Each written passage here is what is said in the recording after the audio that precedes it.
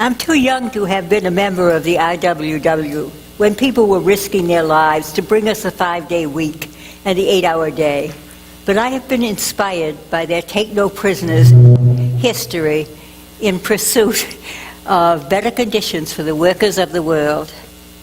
To put it in historical perspective, before the Industrial Revolution, most people in this country lived on farms, raising animals and plowing fields with only the aid of horses. It was hard work, but the air they breathed and the foods they grew were fresh. The Industrial Revolution brought immense wealth to those with the capital to own the means of production. It was a day of the aptly named robber barons. In the days of the late 1800s and early 1900s, conditions were abysmal for industrial workers. It was the so-called Golden Age. The wealthy led lives of incredible privilege, unhampered by taxation of any kind. It was a period of gross materialism, and during the 1870s, blatant political corruption. The factories. Great factories were built and filled with people leaving the surrounding countryside in search of a better life, and a cash income, however small. They were augmented by immigrants from Europe, fleeing wars, persecution, and famine. The workers, for the most part, were disposable factory elements, run 10 hours a day and 7 days a week. In the factories and mines, children as young as 6 worked besides adults for long hours and in dangerous conditions. Child labor troubled reformers of the day. One of their litanies was, "The golf course lies so near the mill that almost every day the laboring children can look out and see the men at play." It was a two-edged sword, as the loss of the income from their children meant less to spend on the necessities of life. Because we will be having a speaker next month about unions, I will touch only briefly on the long history of labor's struggle to win a better life, which led to the standard of living we enjoyed at its peak in 1970, with one-income family, low-cost education and health care, and wide ownership of family homes. The first large-scale labor unions, founded in 1869 with the Knights of Labor, which reached 100,000 in 1884. The American Federation of Labor followed in 1886, which was an alliance of craft unions disaffected with the Knights of Labor. The American Federation of Labor was the largest union in the U.S. for the first half of the 20th century. The IWW. The Industrial Workers of the World is an international labor union that was founded in 1905 in Chicago.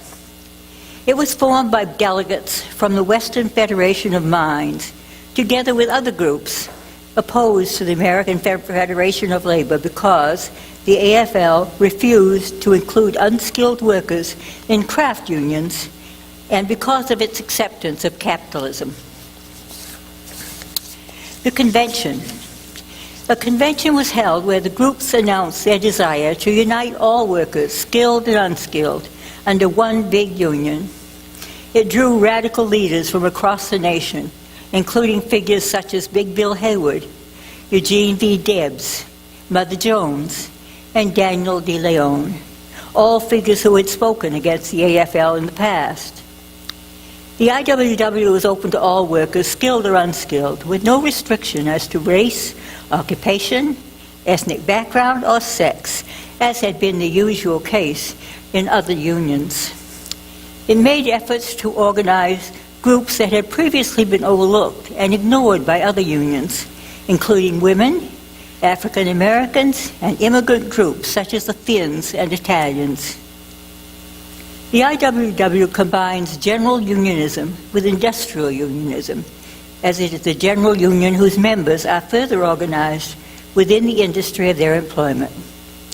The philosophy and tactics of the IWW are described as revolutionary industrial unionism. The new union chose an injury to one is an injury to all as their motto, which summed up their belief in the class struggle. The black cat was chosen as the union symbol to represent direct action, which meant things like striking on the job. The IWW's Little Red Songbook, first published in 1909, was a popular songbook that contained songs written by wobbly martyr Joe Hill, who was executed by authorities in Utah after being accused of a murder that he did not commit. It has been a cultural icon of the labor movement, hoping to keep alive the notion that when you stop singing, the revolution has ended, and so has the progress of the Union. This is a Little Red Songbook. I have some things up here one might like to look at later. And this is about Joe Hill. Shows the incredible number of people who attended his funeral, as well as some other things. His last words were, "Goodbye, I die like a true rebel. Don't mourn, organize. I dreamed I saw all the..." Hill was commemorated in a famous ballad bearing his name, written in 1925. The Wobblies opposed the principles of capitalism and advocated socialism. They adopted many of the ideas of syndicalism, a labor movement that evolved in Europe before World War I. The syndicalists sought to control industry through labor organizations. They were considered radical because they supported worker ownership of factories and a 40-hour work week. They employed direct action methods such as propaganda, strikes, and boycotts. The International Workers of the World was created by remarkable people, including Eugene V. Debs, William D. Hayward, Mother Jones, and Daniel de Leon. Eugene V. Debs was born in 1885. He was a man of great personal charm. He was an American socialist, political activist, trade unionist, and 5 times the candidate of the Socialist Party of America for President of the United States. Socialism and unionism were highly suspect in his day. By the end of his life, he had gained the grudging respect of many of his former opponents. William D. Hayward was a man with a big heart and a big dream, to build one big union for workers from every industry. He could break a man's jaw with a single blow, but he wept openly when a poem moved him. Big Bill was born in 1869 in Salt Lake City. He was 9 when he first began working in the mines.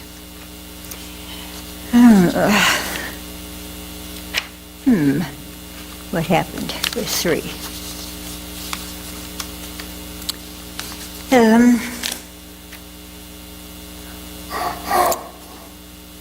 3.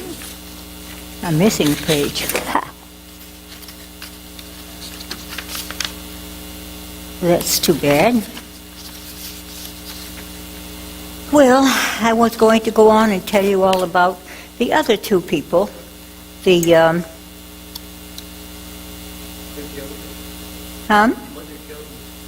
yes. Let me just find what I got there.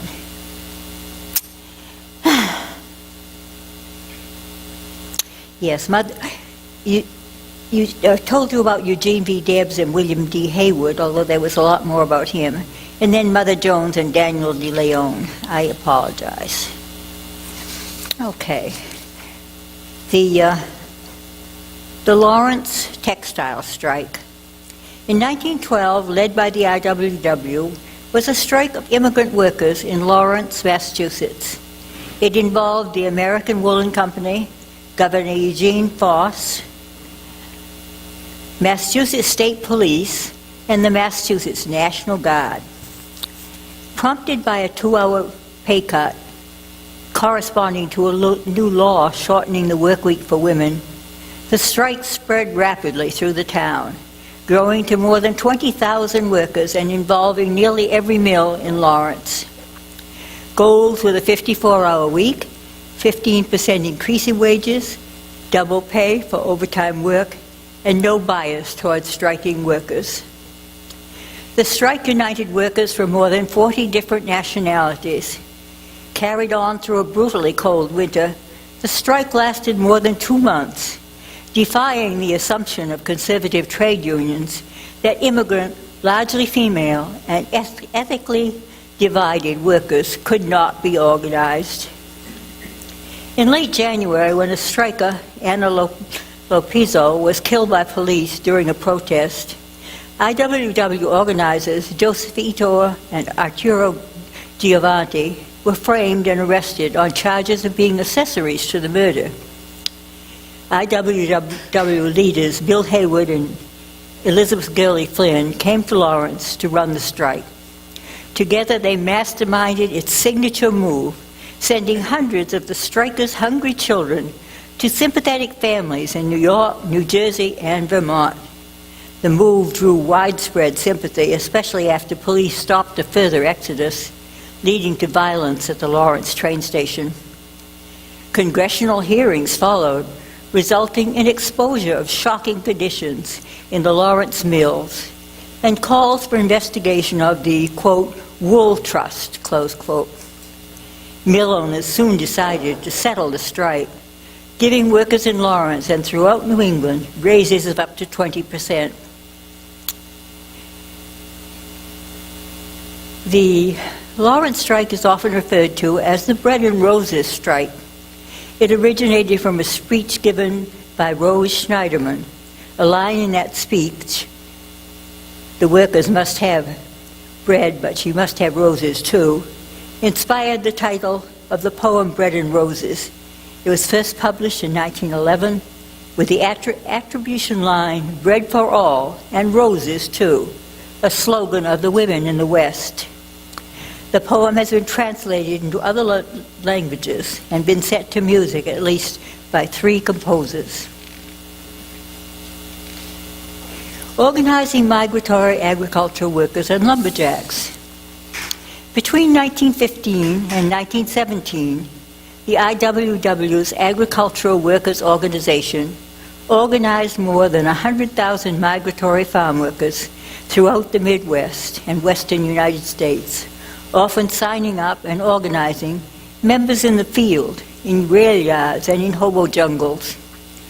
Building on the success of the IWW Lumber Workers Industrial Union, used similar tactics to organize lumberjacks and other timber workers, both in the Deep South and the Pacific Northwest of the United States and Canada.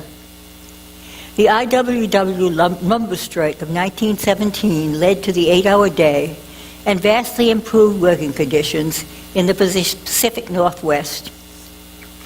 Even though mid-century historians would give credit to the U.S. government and, quote, forward-thinking lumber magnates, unquote, for agreeing to such reforms, an IWW strike forced these concessions.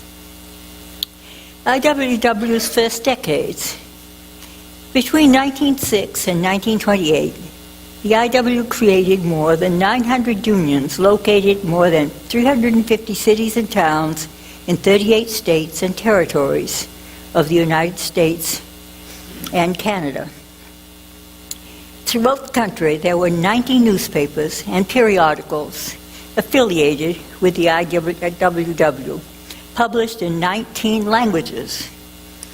Members of the IWW were active throughout the country and were involved in the Seattle General Strike, were arrested or killed in the Everett Massacre, organized among Mexican workers in the Southwest, and became the powerful and largest longshoremen's union in Philadelphia, and more.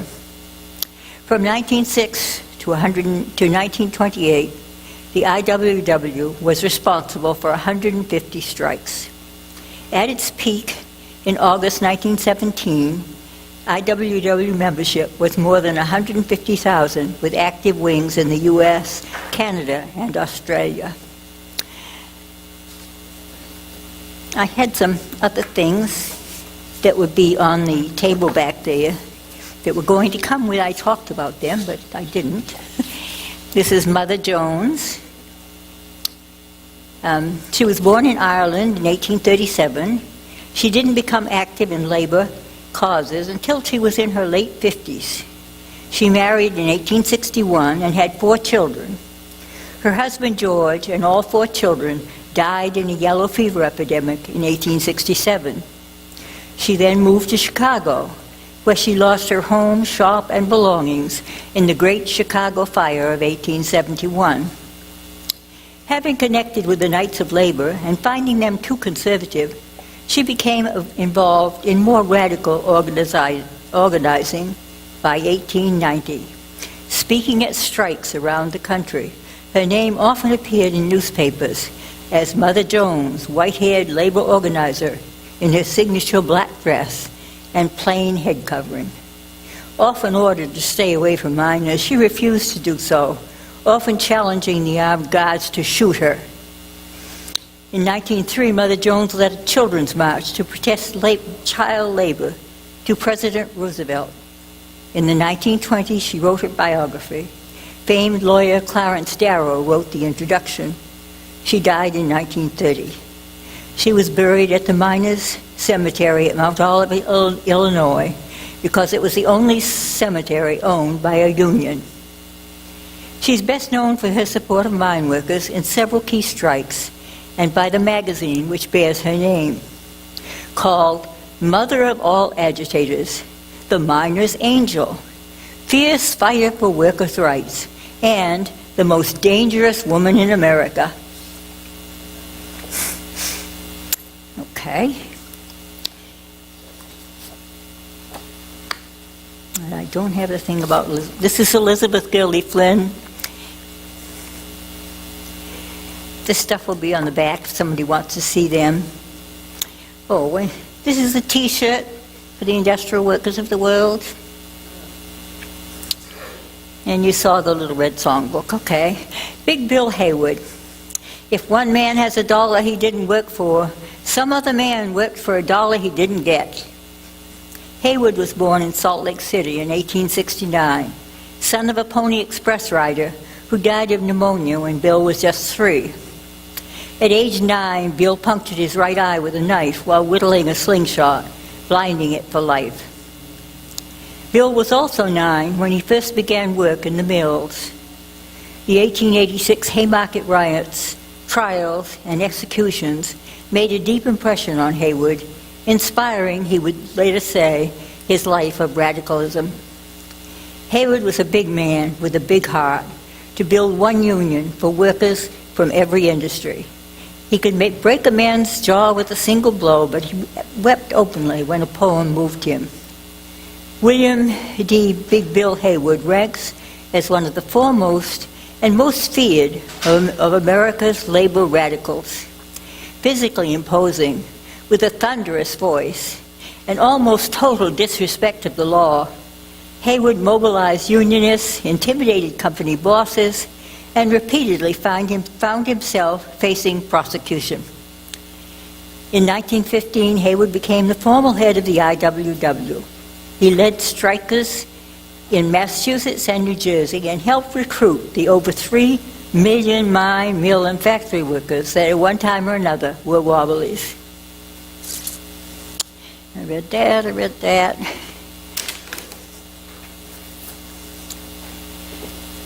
I think I've got time. I'll read you about Joe Hill, too. And this is Joe Hill, and the seal says, "Don't mourn, organize, centennial celebration." Joe Hill, Joel Emanuel Haglund, born October 7, 1879. He was a Swedish-born American songwriter and organizing for the IWW. His execution for alleged murder made him a martyr and folk hero to the radical American labor movement. Born into a conservative Lutheran family, all of whom were amateur musicians, Hill left Sweden for the United States in 1902. In 1910, he joined the San Pedro Local of the Industrial Workers of the World, soon becoming its secretary. The following year, his first and most famous folk song, "The Preacher and the Slave," appeared in the IWW's Little Red Songbook. It is sung to the melody of "In the Sweet By and By." You will eat by and by in that glorious land above the sky, Work and pray, live on hay, you'll get pie in the sky when you die. Despite mass demonstrations and accusations that he had been convicted because of his radicalism, and despite an appeal to the Utah governor from President Woodrow Wilson, Hill was executed by a firing squad. On November 18, 1915, the night before his death, he telegraphed IWW leader Big Will Haywood, "Goodbye, Bill. I die like a true rebel. Don't mourn, organize." Hill was commemorated in a famous ballad bearing his name, written in 1925 by poet Alfred Hill. I dreamed I saw Joe Hill last night. Okay. I'm running out of stuff to read. Decline. During World War I, the IWW began to lose much of its strength. Its members were against the military, and many were convicted of draft evasion, seditious activities, and espionage. In addition, many members left the organization to join the Communist Party, led into believing it to be a new workers' paradise rising in the East. There were schisms that weakened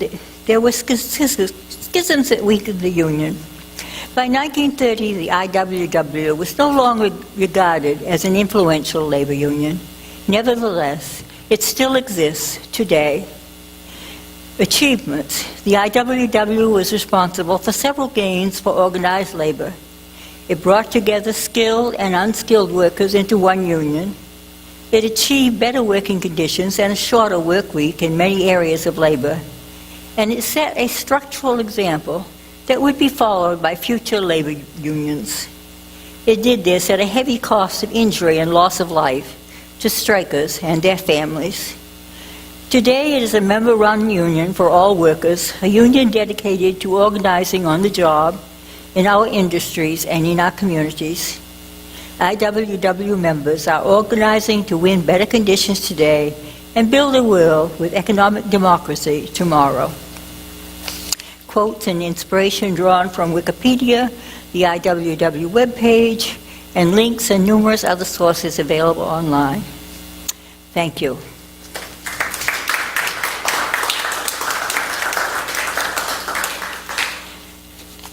So I take it you want to take questions? I could take some questions. How much time do I have? Quite a bit of time. What a shame I lost that other page. It's so embarrassing. Anyway. Mike to try to figure out how to make it not get feedback. Okay, so does anybody have any questions? Remember, be sure to hold the mic close to your mouth, which apparently I didn't do well enough when I was talking. Could you tell us how you got interested in the IWW and labor movements and so on? He asked, could you tell me how you got interested in the IWW? I think it was when I lived in New York, I belonged to a group run by members from the Lincoln Brigade in Spain. And many of those people belonged to the Wobblies. And so I got into that. Anybody else? Oh, Kenita? Oh. Yeah, okay, just a sec. Hold on. Do you have any idea how they came to be called wobbly?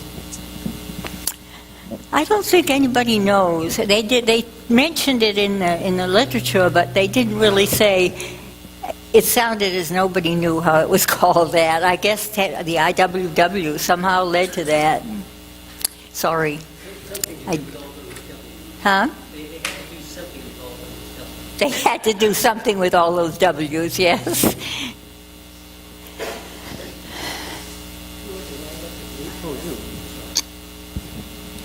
Hi, Sena. Great talk. I was kind of wondering if there are any large organized modern unions like as SEIU, or is it SIEU, or any of the other ones around here that are in any way connected with the Wobblies? I didn't really hear beyond, I was wondering, could you say that again louder? Yeah. If any of the modern unions have a similar, like, ideological background of, more socialist or communist kind of ideas and being against capitalism. Well, the IWW is like that, but I don't know much about other unions. I don't really think there's ever going to be one exactly like the Wobblies. Yeah, I have to say that my experience of being in a union, They do still exist if they you wanted do. to join. and They have a but good webpage. Yeah, I was in the SIEU or SEIU, whatever it is, and during labor disputes in my workplace at the county, I didn't find them very helpful. They just sort of were there kind of like as a institutional thing, but it really seemed to me they were more on the side of the management than the side of the workers. Was there a question in there? Yeah, the question was, are there any modern unions that have the same ideological background as the Wobblies? I really don't know. I just researched the Wobblies. Because I know you're going to have a speaker next month on the union in general, so I was trying not to step on that, not knowing what he's going to say. Point of information, I believe the Wobblies are even recently active in Berkeley and Oakland, and I think they have a shop or two there that's a member, the union. Oh, that's good to know. Thank you. There is a chapter in Berkeley and in according to yes. How did they, were they connected, or did they interact with, like, there was Eugene Debs and the socialist? Well, yes, third party? Eugene Debs was one of the founders. Great. When this convention came together, all these people from all over the country, radical people, came together, and he was one of them. Mother Jones. And a couple of others I mentioned, but there were a lot of them. So. It was a very successful third-party effort by Debs, as I recall. Yeah, they were a great union, very colorful and effective, but never as huge as some of the big ones. Any other questions?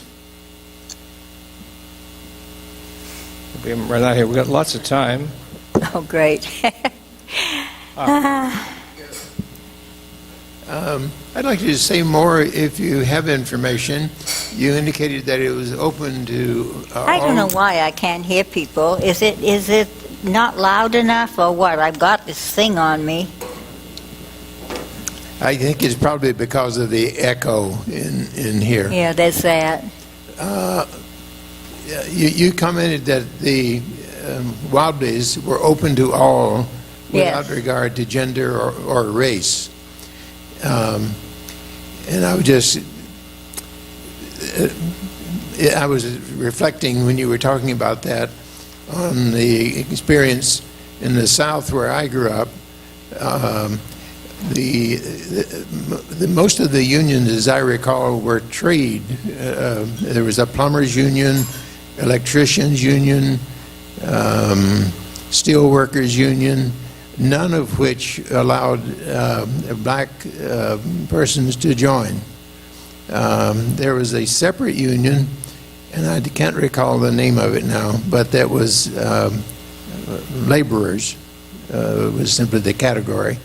And you did all sorts of things on a construction job, but you were paid much less, and you didn't have as much security in other ways.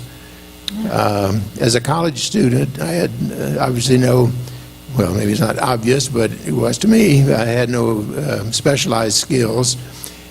But by being permitted to join the laborers' union, and I think the fee was $2.50 to be a temporary worker and a member of that union.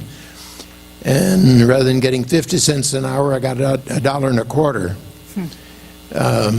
So it was,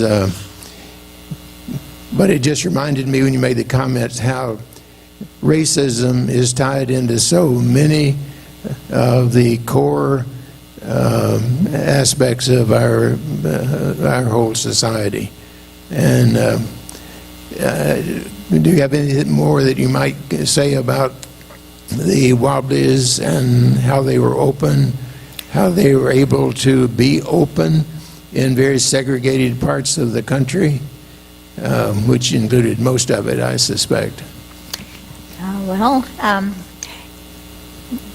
Would the unions you're familiar with take women? No. Yeah, most unions were quite, they were white male workers. But the Wobblies specifically targeted the unchurched workers, and they took blacks, women, the immigrants, Finns and Latvians mainly at that time. So it was really open to everyone, and it met a lot of, it answered a need. Yeah, I just wanted to comment. As a student, I had the good fortune of being able to experience working in an industrial setting, and I can really understand why you have a need for unions. My first job was working on an assembly line, which was really hard to work continuously, but we did have 15-minute break. And we did have 30-minute lunch hour on that first job. I only lasted a week. And then the next one I got through a friend of mine who was a member of the W.E.B. Du Bois Club, which, as you know, is a communist organization. She got us a job in a steel mill at night, and that was very interesting. And the workplace was extremely dangerous. There were huge steel girders going overhead on cranes all the time, and we had to plunge our hands into weird liquids, and it was awful.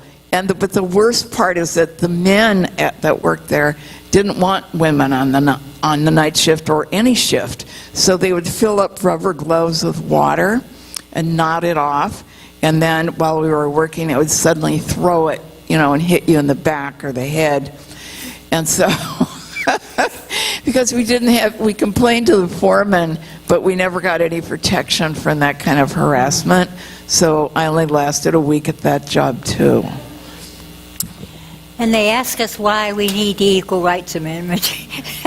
You've got everything, don't you? Still a lot of discrimination. It would not be legal if we had the Equal Rights Amendment, which we may be able to get soon. We need one more state to have the total number, and then we'll have to deal, not through this administration, with the fact that it timed out a long time ago. That'll have to be set aside. But it's very hopeful that we've got new states in the last few years. I could tell you another story if I have. I just wanted to say something about okay. the Equal Rights Amendment. There's another problem too, which apparently some of those states have rescinded their endorsement. So then the question is, what's effective there? They still count towards the 38. I'm sorry. Can you paraphrase that for me, Kyle? Unfortunately, I wasn't listening very closely. Talk closer to Maybe your he mouth. could say it again louder. Yeah. One of the problems is, they're at 37. They only need one more, but something like 3 to 5 states have rescinded their endorsement. So then the question is, do those states count towards the 38? And if they, the courts decide no, then they got to go with another 5 states to get the original 5. So they have both the issue about the timeout and these states that have changed their mind.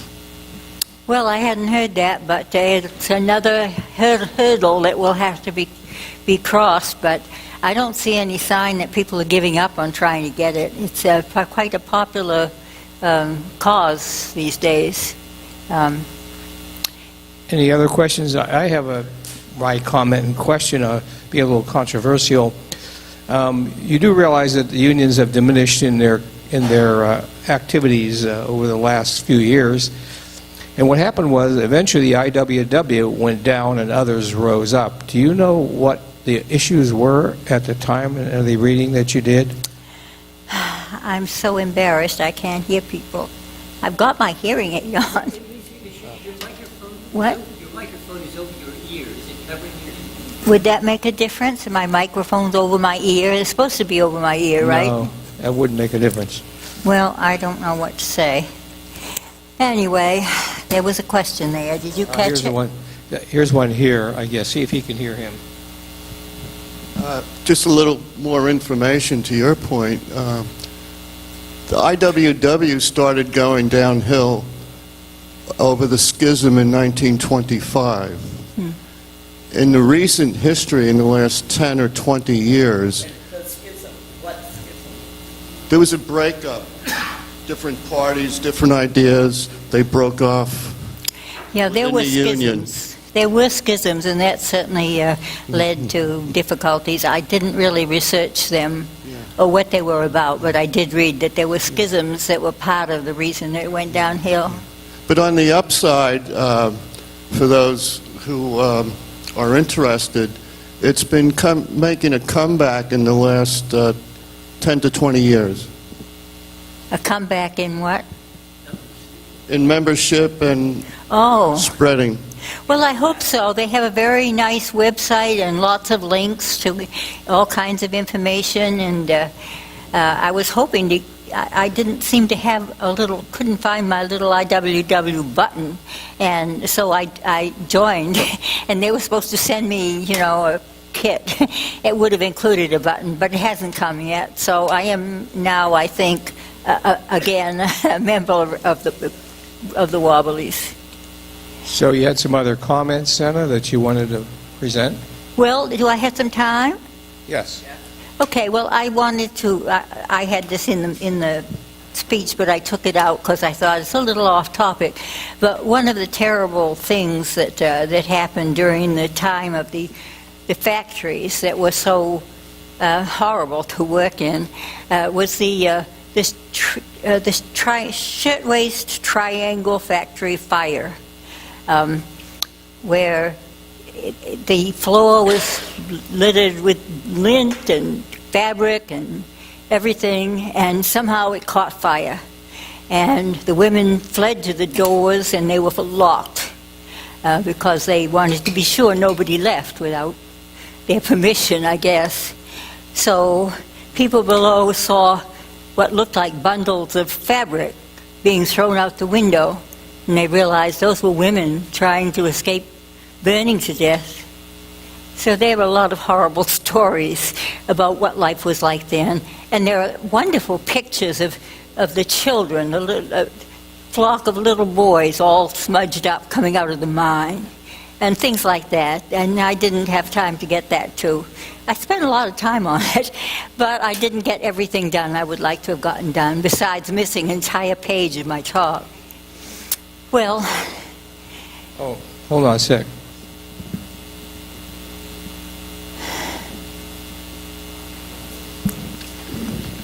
You said quickly the word unchurched, but didn't go into how they didn't discriminate on race or sex, but you didn't say anything about religion. Were, atheists and humanists welcomed in the unions, or did they just not? I don't know where that topic ever came up in those days. I think atheists and agnostics were pretty much in the closet in those days, and so I haven't read anything about them making a point of including them. but they included about everybody, so I guess that they would have. Could you give us the website of the IWW? Oh, I guess it's IWW.org or something like that. Just put in Search. industrial workers of the world, and you get all kinds of stuff. It's really interesting how different sources talk about it. One source said, "Oh, Big Bill he was very tough, but he would cry at a poem," and another source said he was a ferocious gangbusters man, never a trace of anything. So you just have to sort it out and try to include a little of everybody. I just have one kind of encouraging thing maybe to say, and that is I work for San Mateo County. Can you speak up, because I'm having trouble hearing Sure. people. I work for San Mateo County, and we're unionized, and we're probably going to go on strike at the end of the month. So maybe this is a little encouraging for you. Santa Clara County, is that where you worked? Yeah. Well, I'm not SEIU, but I'm related to that one. So we have a very active union, and we're working on health care, retirement, and comparing our situation to other situations where hazardous materials workers or inspectors, and we are kind of exposed to emergency situations once in a while that might be endangering. And we're not paid at all the way people from Contra Costa County, for example, are paid, and they do not have the kind of housing problems that we have in San Mateo County and in Santa Clara County. So there is some hope, I guess. So what does SIU? Hold on a sec, please, if I get the mic. Just a second. Oh, yeah. Just wondering what SIEU stands for. What stands for? SIEU. 3 or 4 people have said it, and I don't know what it stands for. SIEU, I do not know. Does anybody tell me what SIEU stands for? Don't know. None of us know. Service Sorry. Employees International. It was really good that you gave this talk, because there's really a lot of problems right now among the people at work because of the gig economy. And I think it would be really good to have a speaker that would talk about the problems that that's causing. Like taxi drivers, are out of work because of Uber and lots of other things. And further, there are many areas, especially like in community colleges and state colleges, where teachers are paid very poorly. In fact, right in Palo Alto, where I worked for 21 years for the school district, we are the lowest paid teachers of all the surrounding area. And we have no benefits, and we are kept below 20. This is not the elementary and secondary teachers. I'm in the adult school. But we work hard too. And so we are kept under 20 hours, so they don't have to give us any benefits. And this is also true in other adult schools. And so a lot of people have also lost their jobs from community colleges and state colleges, and now they're coming to teach in the adult school because they can't get a job anywhere else. And so people that have PhDs and so on that can't get a job. And so I think that, there needs to be some kind of, I think there is a unionizing movement going on among education workers, but I don't know much about it. Yeah, very interesting. Okay.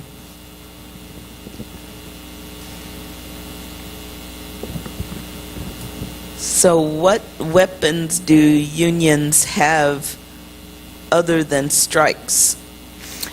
Boycotts, sit-ins, propaganda, marches. Marches, okay. Because a sit-in or a boycott are pretty much the same as a strike, only just done differently, right? Well, not exactly. A boycott applies to other people supporting the strikers, whereas strike is the strikers going out on strike. So that's a different kind. I mean, I guess the strikers also boycott. They don't buy the stuff, but they're not. It isn't a strike. There are union. IWW unions around. I know I belonged to one at one time in Albion, which is, so they pop up around depending on who's around that wants to do it, I guess. Well, that must be an end. So thank you very much.